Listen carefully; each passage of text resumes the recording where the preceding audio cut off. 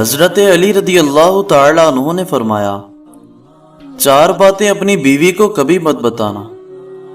Number 1، کبھی بیوی کے سامنے رونا مت، چاہے کتنی بھی تکلیف ہو، کتنی بھی پریشانی ہو، چاہے اندر سے کتنے ہی ٹوٹ چکے ہو، لیکن بیوی کے سامنے کبھی آنسو مت بہانا،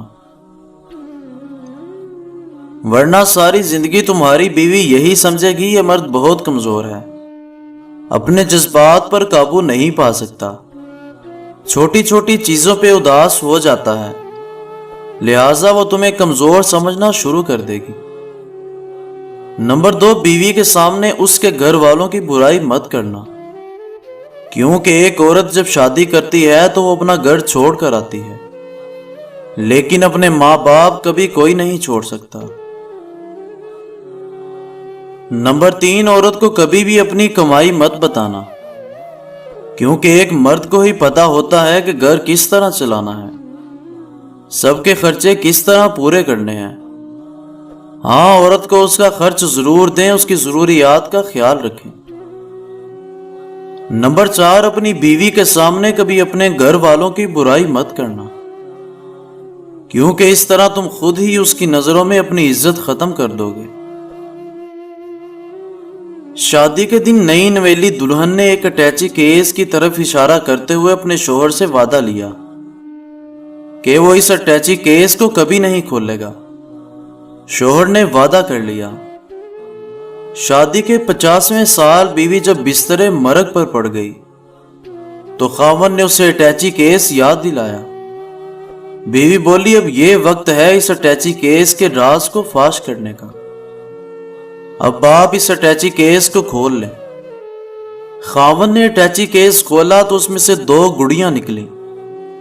خاوند کے پوچھنے پر بیوی بولی، میری ماں نے مجھے کامیاب زندگی کا راز بتاتے ہوئے نصیحت کی تھی کہ غصہ پی جانا بہت ہی اچھا ہے، اور ماں نے مجھے طریقہ بتایا تھا کہ جب بھی اپنے خاوند کی کسی بات پر غصہ آئے تو تم بجائے خاوند پر غصہ نکالنے کے ایک گڑیا سی لیا کرنا۔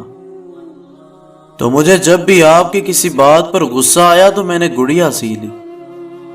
خاوند 2 گڑیاں دیکھ کر بہت خوش ہوا کہ اس نے اپنی بیوی کو کتنا خوش رکھا ہے، کیونکہ بیوی نے 50 سال کی کامیاب زندگی میں صرف 2 گڑیاں ہی بنائی تھی۔ محبت میں شدت معنی نہیں رکھتی، محبت میں عزت معنی رکھتی ہے۔ ایک ہوتا ہے کسی کو اپنی طبیعت کے مطابق ڈھال لینا، اور دوسرا ہوتا ہے کسی کی طبیعت کے مطابق ڈھل جانا۔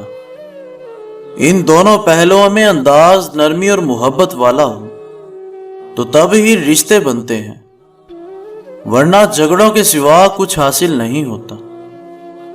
اللہ تعالیٰ نے دنیا میں جو سب سے پہلے رشتہ بنایا وہ میاں اور بیوی کا ہی رشتہ تھا، اور پھر سارے رشتے اس کے بعد بنائے، اور پھر یہ رشتہ تو ہے بھی ایسا کہ کتنی بھی دھوپ چھاؤں آئے، اس رشتے میں ایک دوسرے کے بغیر گزارا ممکن ہی نہیں۔